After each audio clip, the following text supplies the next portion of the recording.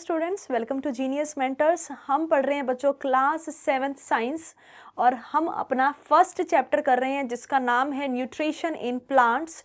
तो चैप्टर तो हमारा बच्चों कंप्लीट हो चुका है। अब हम क्या कर रहे थे, लास्ट लेक्चर में हम इसके कीवर्ड्स कर रहे थे जो हमारे 2-3 रहते हैं। वो कीवर्ड्स साथ के साथ एनसीईआरटी के क्वेश्चन स्टार्ट करेंगे, ठीक है। तो हमने हमारे कीवर्ड्स जो हैं वो लास्ट लेक्चर में भी किए थे, जो रहते हैं वो हम आगे कंटिन्यू करते हैं, ठीक है। तो देखिए हमारा आज का कीवर्ड क्या है। पहला तो वो है सेप्रोट्रोफ, यानी कि सेप्रोट्रोफ्स क्या होते हैं। और यहां आपको इमेज में बच्चों क्या दिख रहा है, मशरूम दिख रही है। अम्ब्रेला लाइक क्या दिख रही है, मशरूम दिख रही है, जो कि हम सब्जियों में खाते भी हैं। मशरूम की सब्जी भी तो बनती है ना बच्चों। तो मशरूम क्या है, एक सेप्रोट्रोफ है, इसीलिए यहाँ पे इसकी इमेज दिखी है। लिखा हुआ है mushroom living on decade leaves, जो खराब पत्ते होते हैं ना, जो मर जाते हैं बेचारे, जिनकी क्लोरोफिल खत्म हो जाती है, तो गले सड़े जो लीव्स होती हैं उनके ऊपर ये फीड करती है, यानी कि उनसे ये खाना लेती है। तो मशरूम का अगर पूछा जाए, मशरूम तो चलो हमारा खाना हो गया, हम मशरूम की सब्जी भी बनाकर खाते हैं, ठीक है। बहुत सारे हमारी फूड आइटम्स में भी मशरूम डलती है, राइट।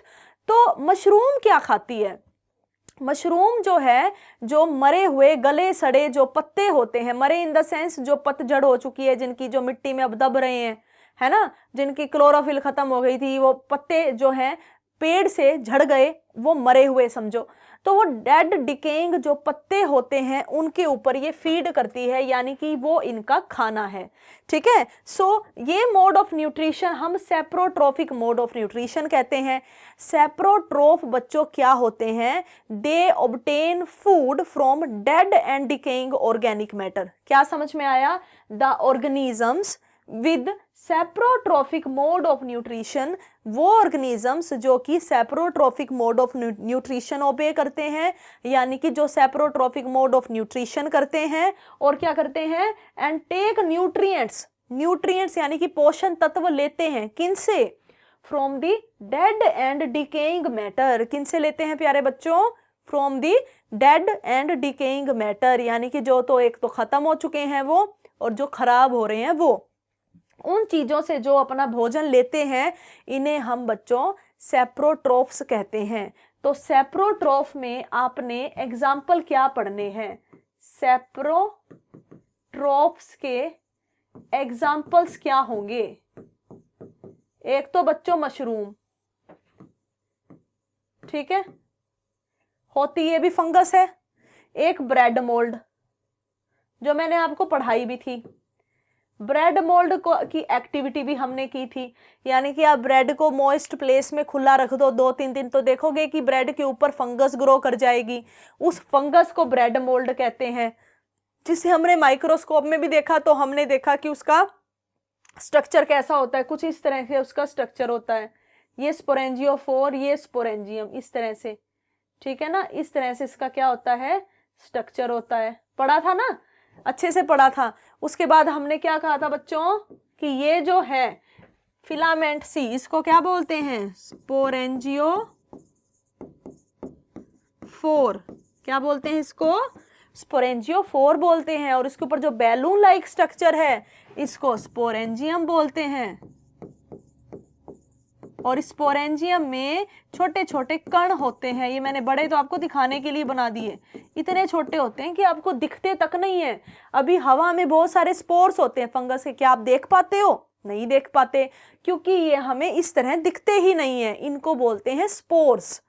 और ब्रेड में अचानक से फंगस ग्रो कैसे हो गई बच्चों, क्योंकि फंगस जो है उसको नमी पसंद होती है, थोड़ी गर्मी थोड़ी नमी उसको पसंद होती है, और हवा में इनके स्पोर्स हमेशा ही प्रेजेंट होते हैं। तो जैसे ही इनको मिलती है इनकी कंडीशंस, फटाफट ये वहां पर ग्रो हो जाते हैं। समझ में आया। आपको ये भी पता होना चाहिए कि ऐसे कैसे ब्रेड में फंगस ग्रो हो गई, क्योंकि इसके स्पोर्स सदा ही हवा में प्रेजेंट होते हैं। तो ये 2 सेप्रोट्रोफ के आप एग्जाम्पल याद करेंगे, हो जाएंगे याद, आसान है। चलिए आगे देखिए, नेक्स्ट हमारा कीवर्ड है सेप्रोट्रोफिक न्यूट्रिशन। तो ये भी आप वही बोलोगे, the mode of nutrition in which organisms obtain nutrients from dead and decaying organic matter, यानी कि the mode of nutrition in which organisms take in nutrients, या आप इसकी जगह ऑब्टेन भी कर सकते हो, टेक इन की जगह आप ऑब्टेन भी कर सकते हो। तो ये अपना जो न्यूट्रिएंट है वो प्राप्त करते हैं कहाँ से, फ्रॉम डेड या तो मरे हुए, या डिकेइंग यानी कि खराब मैटर, वो कोई भी मैटर हो सकता है प्यारे बच्चों, उनसे जो अपना न्यूट्रिशन प्राप्त करते हैं, पोषण प्राप्त करते हैं, उन्हें हम सेप्रोट्रोफिक न्यूट्रिशन बोलते हैं। उस न्यूट्रिशन को हम सेप्रोट्रोफिक न्यूट्रिशन बोलते हैं और उन ऑर्गेनिजम्स को हम सेप्रोट्रोफ बोलते हैं। तो यहाँ पर देखो बच्चों, ये ब्रेड मोल्ड दिख रही है, ठीक है, ब्रेड मोल्ड हमें दिख रही है, तो यही आप याद करोगे। तो हमने क्या पढ़ा कि जो ब्रेड मोल्ड है ये सेप्रोट्रोफ है। इवन जो मशरूम है ये भी सेप्रोट्रोफ है, और ये दोनों जिस न्यूट्रिशन को फॉलो करते हैं उस न्यूट्रिशन के तरीके को हम सेप्रोट्रोफिक मोड ऑफ न्यूट्रिशन कहते हैं। Is it clear to everyone? चलिए अब अपना लास्ट जो कीवर्ड है वो देखिए। लास्ट कीवर्ड है बच्चों स्टोमेटा। तो जब हमने फोटोसिंथेसिस प्रोसेस पढ़ी थी तब हमने पढ़ा था कि पत्तों के अंदर एक छोटे छोटे पोर्स प्रेजेंट होते हैं, छिद्र प्रेजेंट होते हैं, उन पोर्स को ही हम स्टोमेटा बोलते हैं। So stomata are the tiny pores, छोटे छोटे पोर्स होते हैं। कहाँ प्रेजेंट होते हैं? Present in the leaves, leaves के अंदर प्रेजेंट होते हैं, और इनका मेन फंक्शन होता है एक्सचेंज करना, किसका? गैसेस का। कौन सी गैसेस बच्चों? वो भी अभी बताऊंगी मैं आपको, पहले तो इतना ही आप पढ़ें कि stomata are the tiny pores which are present in the leaves. सबसे पहले तो आपने पढ़ा कि छोटे छोटे कण होते हैं ये, जो कि किसमें कण मतलब छोटे छोटे पोर, छिद्र प्रेजेंट होते हैं पत्तों के अंदर, और इनका मेन फंक्शन क्या बताया बच्चों? गैसियस एक्सचेंज, यानी कि गैसेस का एक्सचेंज करना। अब ये गैसियस एक्सचेंज क्या होता है? गैसियस एक्सचेंज, एक्सचेंज का मतलब क्या है बच्चों? आदान प्रदान करना। कोई चीज आप किसी को दे रहे हो और बदले में कुछ ले रहे हो, उसको एक्सचेंज बोलते हैं। तो ये गैसियस एक्सचेंज स्टोमेटा के द्वारा क्या हुआ? स्टोमेटा जो है उसके द्वारा फोटोसिंथेसिस के दौरान, ध्यान से सुनेंगे बात बच्चों, फोटोसिंथेसिस के दौरान स्टोमेटा के द्वारा कार्बन डाइऑक्साइड, जो कार्बन डाइऑक्साइड गैस है, ये तो प्लांट के अंदर एंटर करती है, एंटर करती है। ध्यान से सुन रहे हैं ना बच्चों? जब फोटोसिंथेसिस कोई भी प्लांट करता है तो उस दौरान उनके जो लीव्स हैं, ठीक है, प्लांट के जो लीव्स हैं उसमें जो स्टोमेटा है, इस स्टोमेटा के द्वारा जो कार्बन डाइऑक्साइड है वो तो अंदर एंटर करती है, ठीक है, फिर प्रोसेस हो जाती है, और प्रोसेस के टाइम पर ऑक्सीजन बन जाती है, और ऑक्सीजन इन्हीं पोर्स के द्वारा ऑक्सीजन एग्जिट करती है। हो गया ना आदान प्रदान। लीव्स के अंदर एंट्री कौन करती है? कार्बन डाइऑक्साइड, और ऑक्सीजन बनने के बाद एग्जिट करती है। तो आता कौन है? एंट्री किसकी हुई? CO2 की, और एग्जिट किसकी हुई? गई कौन बनकर? ऑक्सीजन। हो गया ना बच्चों एक्सचेंज, हो गया ना एक्सचेंज ऑफ गैसेस। यही तो मैंने आपको बताया है कि stomata is responsible for gaseous exchange, यानी कि the oxygen is released from stomata and carbon dioxide is entered by the stomata. Carbon dioxide आती है, ऑक्सीजन जाती है, आदान प्रदान हो गया। ये होता किसके द्वारा है? स्टोमेटा के द्वारा है, इसीलिए यही स्टोमेटा का फंक्शन हो गया। ये बच्चों होता कब है? जब स्टोमेटा ओपन होती है। क्लोज होती है ना तो ना कोई आ पाता ना कोई जा पाता। तो ओपन स्टोमेटा कुछ इस प्रकार की दिखती है, जिसमें आपको ये दो किडनी जैसे स्ट्रक्चर दिख रहे हैं। ये देखो बच्चों, एक स्ट्रक्चर ये रहा और एक स्ट्रक्चर ये रहा, दिख रहा है? बीच में ये आपको पोर दिख रहा है ना, ये पोर ओपन हो तो गैसियस एक्सचेंज होता है, ये पोर ऐसे बंद हो तो गैसियस एक्सचेंज नहीं होता। और बीच में ये आपको दिख रही है यहाँ पे क्लोरोफिल। बीच में क्या दिख रही है बच्चों? क्लोरोफिल। क्लोरोफिल क्या होता है? क्लोरोप्लास्ट है ये, और क्लोरोप्लास्ट के अंदर होगा chlorophyll. Chlorophyll is a green pigment which is present in the leaves. Okay, समझ में आ गया कि गैसेस एक्सचेंज क्या होती है। तो बच्चों इसी के साथ हमारी कीवर्ड्स तो कंप्लीट हो गए हैं। ठीक है, अब बढ़ते हैं एनसीईआरटी के क्वेश्चंस की तरफ। चलिए, पहला क्वेश्चन क्या है हमारा, why do organisms take food. कोई भी ऑर्गेनिज्म है, चाहे वो प्लांट है, चाहे वो एनिमल है, चाहे वो इवन बैक्टीरिया ही क्यों ना हो, हमसे पूछा है ऑर्गेनिजम्स खाना क्यों खाते हैं, क्यों खाना ऑब्टेन करते हैं, क्यों, ऐसा क्यों बच्चों, आप खाना क्यों खाते हो बताओ। हम खाना क्यों खाते हैं, हम खाना खाते हैं क्योंकि हमें एनर्जी चाहिए, है ना, हमें एनर्जी चाहिए। क्यों हमें एनर्जी चाहिए, ताकि हम अपना काम कर सकें, ताकि हम चल फिर सकें, ताकि हम ग्रो कर सकें, ताकि हम जिंदा रह सकें, है ना। इन चीजों के लिए हम क्या करते हैं, खाना खाते हैं, वरना और कोई तो कोई रीजन नहीं है। यही तो रीजन है ना खाना खाने का। प्लांट का भी यही रीजन है कि वो ग्रो कर सके। इवन प्लांट खाना खुद बनाएगा तभी तो बच्चों हम सरवाइव करते हैं, क्योंकि हम प्लांट पे डिपेंडेंट है। तो कहने का मतलब है कोई भी ऑर्गेनिज्म खाना क्यों खाता है, जस्ट टू लिव, जिंदा रहने के लिए। All organisms require energy, energy के लिए। हर एक ऑर्गेनिज्म को एनर्जी की जरूरत है। जो नहीं भी चल रहा ना, जैसे प्लांट है, प्लांट चलते नहीं है, एक ही जगह रहते हैं, तो क्या उनको एनर्जी नहीं चाहिए, उनको बच्चों एनर्जी चाहिए। ठीक है, अपनी जो लाइफ के उसके जो फंक्शंस है उनको परफॉर्म करने के लिए, यानी कि सबको एनर्जी चाहिए। और वो एनर्जी कहाँ से आती है, फूड से। यानी कि आप पहले तो इसमें ऐसे लिखेंगे, every organism take food to live and obtain energy. पहले तो आप क्या लिखेंगे कि जितने भी ऑर्गेनिजम्स हैं वो खाना क्यों लेते हैं, ताकि वो जिंदा रह सकें और एनर्जी ऑब्टेन कर सकें। फिर आप ये लिखोगे कि उस एनर्जी की क्या जरूरत है उन्हें, उनकी लाइफ प्रोसेसेस को कंप्लीट करने की। जैसे आप खाना खाते हो, सांस लेते हो, चलते फिरते हो, इवन जो ऑर्गेनिजम्स है वो रिप्रोडक्शन करते हैं, हर एक प्रोसेस में बच्चों एनर्जी की जरूरत है, और वो एनर्जी हमें खाने से मिलती है। ठीक है, अब ये खाना खाने का तरीका सबका अलग अलग है। जैसे प्लांट अपना खाना खुद बनाते हैं by using simple components like soil, air, water, sunlight. इन सब का इस्तेमाल करके वो फोटोसिंथेसिस कर रहे हैं, है ना। सोइल का तो इसलिए यूज बता दिया बच्चों क्योंकि उगेगा तो प्लांट सोइल में ही, इसीलिए। तो मतलब ये क्या है, ये अपना खाना खुद बना रहे हैं, ये ऑटोट्रॉफ होते हैं। क्या होते हैं बच्चों, ये ऑटोट्रॉफ्स होते हैं। ऑन द अदर हैंड जो एनिमल्स हैं वो क्या करते हैं, वो अपना खाना खुद नहीं बना पाते कि आप किसी एनिमल को दे दो कार्बन डाइऑक्साइड, वाटर, सनलाइट और कहो चल अपना खाना खुद बना, नहीं बना पाएगा बच्चों। क्योंकि प्लांट तो होते हैं ऑटोट्रॉफ, लेकिन एनिमल होते हैं हेटेरोट्रॉफ। क्योंकि animal need to get food from either plant, either मतलब या, ठीक है, ऑप्शन में, या तो प्लांट से वो खाना लेते हैं या एनिमल से लेते हैं, है ना, क्योंकि वो खुद अपना खाना नहीं बना पाते। Hence animal need to acquire food from others. दूसरों से इनको खाने की जरूरत होती है और ये दूसरों से एनर्जी ऑब्टेन करते हैं। इनको क्या बोलते हैं, हेटेरोट्रॉफ्स। क्या बोलते हैं प्यारे बच्चों, हेटेरोट्रॉफ्स। तो क्वेश्चन में हमने ये बताना है कि जितने भी ऑर्गेनिजम्स है ये फूड ऑब्टेन करते हैं जिंदा रहने के लिए और एनर्जी ऑब्टेन करने के लिए, जिसमें से ऑटोट्रॉफ यानी कि प्लांट्स अपना खाना स्वयं बना पाते हैं और एनिमल्स या तो प्लांट्स के ऊपर निर्भर होती है खाने के लिए या फिर दूसरे एनिमल्स पर निर्भर होते हैं, या दोनों पे भी हो सकते हैं, लेकिन खुद अपना खाना नहीं बना पाते, उन्हें हेटेरोट्रॉफ कहते हैं। तो ठीक है ना बच्चों, आपका क्वेश्चन कंप्लीट हो गया जिसमें हमने ऑटोट्रॉफ के बारे में बताना है, जैसे कि ग्रीन प्लांट्स,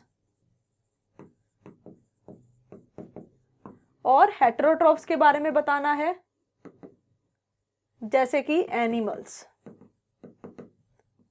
ठीक है, क्लियर हुआ, समझ में आ गया है फर्स्ट क्वेश्चन। चलिए सेकंड क्वेश्चन देखिए। सेकंड क्वेश्चन में हमें डिस्टिंग्विश यानी कि दोनों के बीच में डिफरेंस देना है। किन किन के बीच में, एक है बच्चों पैरासाइट, एक है बच्चों सैप्रोफाइट। बहुत सिंपल है, हम दोनों के बारे में जान चुके हैं जब हमने चैप्टर पढ़ा।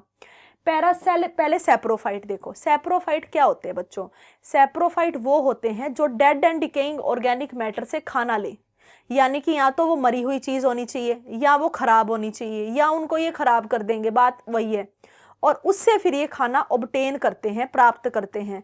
उन ऑर्गेनिजम्स को हम सेप्रोट्रोफ कहते हैं। यानी कि एक्वायर, यानी कि एक्वायर की जगह आप ऑब्टेन भी लिख सकते हो, प्राप्त करना ही बोलेंगे इसको। ऑब्टेन न्यूट्रिएंट्स कहाँ से? From the dead and decaying matter. कहाँ से? डेड एंड डिकेइंग मैटर से खाना प्राप्त करना, उन ऑर्गेनिजम्स को हम सेप्रोफाइट या सेप्रोट्रोफ कहते हैं। ठीक है, जैसे कि फंगस, क्योंकि जितनी भी फंगस है, चाहे मशरूम हो गई, ठीक है, चाहे ब्रेड मोल्ड हो गई, ये डेड एंड डिकेइंग चीजों से ही खाना खा रही है। ठीक है ना, डेड एंड डिकेइंग चीजें, जैसे जो ब्रेड मोल्ड है वो खराब ब्रेड से खाना लेती है। फंगस मशरूम जो है वो गले सड़े जो पत्ते होते हैं मिट्टी में दबे हुए, उनसे खाना लेती है। तो गले सड़े चीजें हैं, उनसे ये फूड ऑब्टेन करती है। एग्जाम्पल है फंगस। फंगस में भी आप 2 एग्जाम्पल याद कर सकते हो, मशरूम और ब्रेड मोल्ड। फिर बात आती है बच्चों पैरासाइट की। पैरासाइट क्या करते हैं? दे live on or in the host and get it food from the expense of his host. यानी कि पैरासाइट के आप इससे भी सिंपल लिख सकते हो, parasite obtain readymade food from the host. Parasite वो होता है जो अपना खाना खुद नहीं बनाता, तो ये होस्ट से रेडीमेड बना बनाया खाना ऑब्टेन करता है। तो जो होस्ट से बना बनाया खाना ऑब्टेन करते हैं प्यारे बच्चों, उनको क्या बोलते हैं? उनको हम पैरासाइट बोलते हैं। या तो आप ये डेफिनेशन लिख लो, जैसे कस्क्यूटा प्लांट, जैसे कि कस्क्यूटा प्लांट पैरासाइट ही तो है ये, है ना। और ये राउंड वॉर्म, ये बच्चों कीड़े होते हैं, राउंड वॉर्म। ये जो है किसी भी ह्यूमन के अंदर मान लो कहीं उनके इंटेस्टाइन में जो उनकी आंतें होती हैं, वहां जाके बीमारी कोस करते हैं। उनसे बना बनाया जो हम खाना खाते हैं ना, ह्यूमंस खाते हैं, वो ये अंदर बैठे बैठे खाते रहते हैं। खाना हमने खाया, फायदा ये ले रहे हैं और हमें बीमारी भी करते हैं ये, है ना। तो ये क्या करते हैं, जैसे बहुत सारे पैरासाइट तो ऊपर रहकर, जैसे कस्क्यूटा है। अगर मैं आपको बताऊं बच्चों कस्क्यूटा का एग्जाम्पल, कस्क्यूटा तो क्या करता है, ये एक प्लांट है, ये एक प्लांट है ना। ये दूसरे प्लांट के ऊपर फैल जाता है, किसी दूसरे प्लांट के ऊपर पूरी तरह फैल जाता है और फिर उससे रेडीमेड बना बनाया खाना ले रहा है। ठीक है ना, क्या करता है, दूसरे प्लांट के ऊपर फैल जाता है, फिर उससे बना बनाया खाना लेता है। लेकिन जो राउंड वॉर्म है ये हमारी बॉडी के अंदर जाता है, इनसाइड दी ह्यूमन बॉडी जाता है, ह्यूमन की बॉडी के अंदर जाता है प्यारे बच्चों, और फिर जाकर हमसे बना बनाया खाना छीन रहा है हमारा। देखो कितनी बुरी बात है ना इनकी। तो कहने का मतलब है पैरासाइट जरूरी नहीं है कि ऊपर ही प्रेजेंट हो, बॉडी के अंदर भी जा सकते हैं। ठीक है, जो ऊपर है ना, कि जो ऊपर आपने याद रखना है कि ऊपर है किसी और प्लांट या एनिमल के और फिर उनसे खाना छीन रहे हैं, उसमें एक कस्क्यूटा एग्जाम्पल याद कर लो।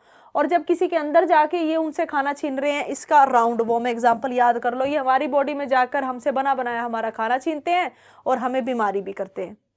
ठीक है, क्लियर हो गया, दोनों का एक एक एग्जाम्पल याद कर लोगे। चलो नेक्स्ट क्वेश्चन देखो, how would you test the presence of starch in leaves. पहली बात तो बच्चों ये स्टार्च बनता किस टाइम पे है, सबको पता होना चाहिए, हम पढ़ चुके हैं। क्या था, स्टार्च की फॉर्म में आप लिखो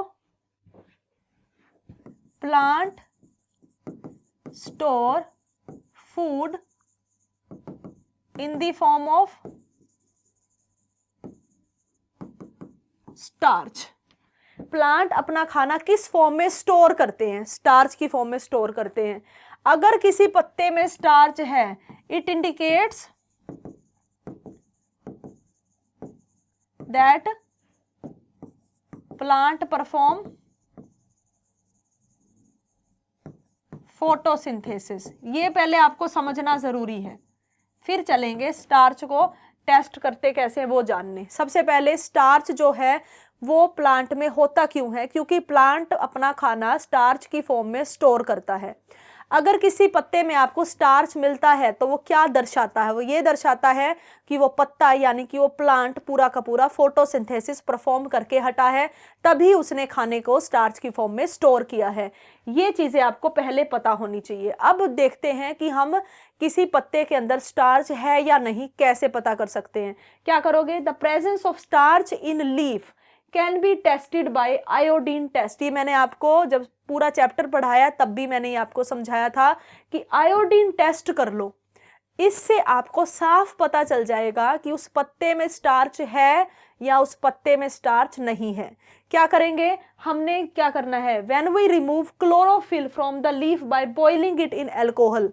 आपने पत्ते लिए बहुत सारे और उसको अल्कोहल में आप बॉयल करने लग गए, उबालने लग गए, ठीक है। उसके बाद क्या करोगे, वो उबलेगा, उसको आप थोड़ा ठंडा करके क्या डालोगे, उसके अंदर 2 ड्रॉप आयोडीन सॉल्यूशन की डाल दोगे।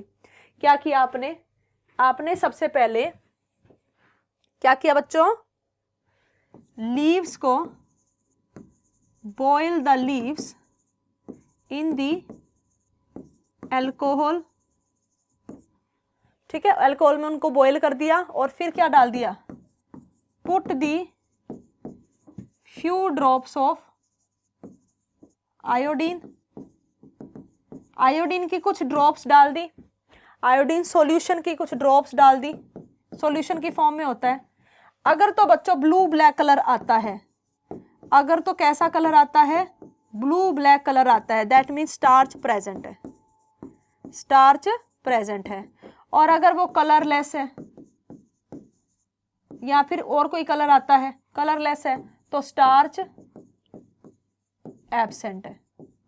ब्लू ब्लैक कलर आता है तो ही स्टार्च प्रेजेंट है, अगर नहीं तो फिर इसका मतलब क्या है कि स्टार्च प्रेजेंट नहीं है। सिंपल सा है ना, कि आपने पत्ते निकाले और उनको अल्कोहल में बॉयल किया और फिर उसके अंदर थोड़ा सा आयोडीन के ड्रॉप्स डाल दिए पत्तों के ऊपर। उसके बाद क्या होगा बच्चों, अगर तो क्या है, ब्लू ब्लैक कलर आ रहा है तो स्टार्च प्रेजेंट है, अगर नहीं आ रहा है तो स्टार्च एब्सेंट है। समझ में आ गया आपको। कलर चेंजेस टू ब्लू या ब्लू ब्लैक हो सकता है, या तो नीला या नीले काले का मिक्स या ब्लैक ब्लैक सा कलर, तीनों में से कोई भी, ठीक है, ब्लू ब्लैक या दोनों मिक्स, तो वो क्या इंडिकेट करता है, प्रेजेंस ऑफ स्टार्च। और प्रेजेंस ऑफ स्टार्च क्या इंडिकेट करता है, फोटोसिंथेसिस को। क्या इंडिकेट करता है बच्चों, फोटोसिंथेसिस को इंडिकेट करता है। आई होप आपको समझ में आ गया है कि हम फोटोसिंथेसिस के को चेक करने के लिए स्टार्च को चेक करते हैं लीव्स के अंदर कि हो रखी है या नहीं। समझ में आया बच्चों। चलो आगे देखिए, नेक्स्ट है गिव अ ब्रीफ डिस्क्रिप्शन, यानी कि इसको आप एक्सप्लेनेशन भी समझो, एक्सप्लेनेशन बतानी of the process of synthesis of food by green plant. Simple भाषा में बच्चों लिखा हुआ है कि फोटोसिंथेसिस को एक्सप्लेन करो, फोटोसिंथेसिस को एक्सप्लेन करो। सबसे पहले बात बच्चों, ग्रीन प्लांट जो हैं वो खाना बनाते जो प्रोसेस से हैं उसी को फोटोसिंथेसिस कहते हैं। यानी कि green plant have chlorophyll in the leaves, उनके पत्तों में क्या होता है, क्लोरोफिल होता है। और वो क्या क्या यूज करते हैं, they use carbon dioxide, water, chlorophyll उनके पास होता ही है, और सनलाइट एनर्जी। और इन सब से मिलकर वो क्या बनाते हैं, ये CO2 यूज करते हैं, वाटर यूज करते हैं, सनलाइट यूज करते हैं, और क्लोरोफिल के पास होता ही है। इन सब से ये अपना खाना खुद बना लेते हैं। इस प्रोसेस को ही हम फोटोसिंथेसिस बोलते हैं। तो बच्चों ये देखो, ये पूरी प्रोसेस कितने अच्छे से बनाई हुई है यहाँ पे। तो ये प्लांट है, ये जो रॉ मटेरियल यूज करेगा वो रॉ मटेरियल देख लो फटाफट, फिर वहां देखेंगे सारे हैं या नहीं। नंबर 1 सनलाइट, रॉ मटेरियल नहीं मटेरियल लिख लो, ठीक है। मटेरियल कौन कौन सा यूज होगा, सनलाइट यूज होगी। सेकंड नंबर पे कार्बन डाइऑक्साइड, थर्ड नंबर पे बच्चों वाटर, और फोर्थ नंबर पे क्या होगा बच्चों, सनलाइट, कार्बन डाइऑक्साइड, वाटर, और फोर्थ क्लोरोफिल। ये सारे बहुत जरूरी होते हैं फोटोसिंथेसिस करने के लिए। और जो बच्चों प्रोडक्ट बन के तैयार होगा वो क्या क्या बनेगा, एक तो बच्चों ग्लूकोज की फॉर्म में खाना, और एक ऑक्सीजन। याद कर लोगे ना, प्रोडक्ट भी 2 बनते हैं, ग्लूकोज और ऑक्सीजन। यही आपको इमेज में पता चलेगा। देखो ये पत्ता है, ये पूरा प्लांट है, तो क्या क्या रॉ मटेरियल यूज किया इन्होंने। नंबर 1 सनलाइट, ठीक है। दूसरा कार्बन डाइऑक्साइड, देखो ये एरो लगा के ये बता रहे हैं कि ये सब यूज हुआ है, ये देखो दूसरी एरो। तीसरा बच्चों वाटर, तो ये देखो एरो लगी हुई है अंदर की तरफ, ये भी यूज हो रही है। और चौथा इनके अंदर जो बैठा होता है क्लोरोफिल, ठीक है, ये यूज हुआ। और एज अ प्रोडक्ट 2 चीजें निकली, पहला ऑक्सीजन, ये बाहर की तरफ एरो बना दो क्योंकि ये रिलीज होती है स्टोमेटा के द्वारा। और दूसरा शुगर, यानी कि ग्लूकोज की फॉर्म में खाना। किन के लिए? प्लांट के लिए। ये भी बाहर बना। तो ये दोनों चीजें बनती हैं और ये चारों चीजें यूज होती हैं फोटोसिंथेसिस के टाइम पर। और फोटोसिंथेसिस की बच्चों आपने वो भी लिखनी है equation, 6CO2 plus 6H2O in the presence of sunlight और क्लोरोफिल। और क्या बन गया बच्चों? 6H12O6 plus 6O2। ये हम कीवर्ड्स में भी समझ चुके हैं, उससे पहले चैप्टर किया था तब भी पढ़ा था। ठीक है, कर लोगे इतना? चलो नेक्स्ट क्वेश्चन देखो, जो कि बिल्कुल ऐसे ही है, सेम फोटोसिंथेसिस पे ही है। क्या कहता है question? Show with the help of sketch, sketch बनाकर या डायग्राम। इन शॉर्ट आपसे डायग्राम बनाने को कहा है, ये बताने के लिए बताओ कि प्लांट जो है are the ultimate source of food. Plant जो है वाकई में ही अल्टीमेट सोर्स है फूड का। इसके आप दो बना सकते हो, एक तो वही जो प्रीवियसली बनाया आपने बिल्कुल वैसा एज इट इज, फोटोसिंथेसिस की प्रोसेस बता दो। एक तरफ दिखा दो जो जो यूज हुआ है और एक तरफ दिखा दो जो जो रिलीज होगा। ठीक है, दूसरा एक और आप बनाओ। देखो बच्चों, प्लांट्स होते हैं तो प्लांट्स को डायरेक्ट कौन खाता है? हर्बीवोरस। हर्बीवोरस जो डायरेक्ट प्लांट को खाते हैं, जैसे कि काऊ हो गया, गोट हो गया, बफेलो हो गया, शिप हो गया, ये सब प्लांट के सोर्स को खाते हैं। अब जो कार्निवोरस होते हैं, कार्निवोरस किनको खाते हैं? हर्बीवोरस को। कार्निवोरस किनको खाते हैं? हर्बीवोरस को। जैसे लायन है, डियर को खाएगा, है ना। मैं साथ में एग्जांपल भी आपको दे रही हूं, एग्जांपल के लिए देख लो। प्लांट है, प्लांट को खाया डियर ने और डियर को खाया लायन ने। तो यहां पर प्लांट तो क्या हो गए? ऑटोट्रोफ। ठीक है ना। अब इनको किसने खाया? हर्बीवोरस ने। और हर्बीवोरस को किसने खाया बच्चों? कार्निवोरस ने। और जब ये मरेंगे, जब ये मरेंगे, डियर मर जाएगा या लायन मर जाएगा, जब ये मर जाएंगे, डेड हो जाएंगे, तो ये सेप्रोट्रोफ जो हैं, जो हमने पढ़ा था ना, सेप्रोट्रोफ क्या करते हैं? Dead and decaying organic matter को खाते हैं। तो इनको कौन खाएंगे? सेप्रोट्रोफ्स। इनसे न्यूट्रिशन ऑब्टेन करेंगे। और प्लांट से ही ओमनीवोरस भी जो है हम हैं, ये भी, हम भी किससे फूड लेते हैं? हमें भी प्लांट की जरूरत है। तो अल्टीमेटली जो सारे हैं किस पे निर्भर कर रहे हैं? ये सब किस पे निर्भर कर रहे हैं बच्चों? प्लांट के ऊपर। तो आप ऐसा स्केच भी बना के आ सकते हो, प्लांट को हर्बीवोरस ने खाया, हर्बीवोरस को कार्निवोरस ने खाया। ठीक है, इवन जो है प्लांट को कौन खाते हैं? हम ह्यूमंस भी खाते हैं, ओमनीवोरस भी खाते हैं। ठीक है, और फिर इन सब, ये सब मरकर कहां जाएंगे? मिट्टी के अंदर जाएंगे। तो सब किस पे निर्भर है बच्चों? सब निर्भर है किसके ऊपर? प्लांट के ऊपर। ठीक है ना बच्चों, समझ में आ गया है? तो आज करेंगे इतने ही क्वेश्चन हमारे, बाकी के क्वेश्चन कब करेंगे? करेंगे हमारी नेक्स्ट क्लास में। तब तक के लिए बच्चों इन्हें रिवाइज कीजिए और ज्यादा से ज्यादा आपने क्या करना है? इनको अपनी नोटबुक में जरूर करके खुद भी देखना है। ठीक है, आपने लेक्चर देख लिया है, अब इन्हें आप लिख कर जरूर देखेंगे। ठीक है, ऑल द बेस्ट।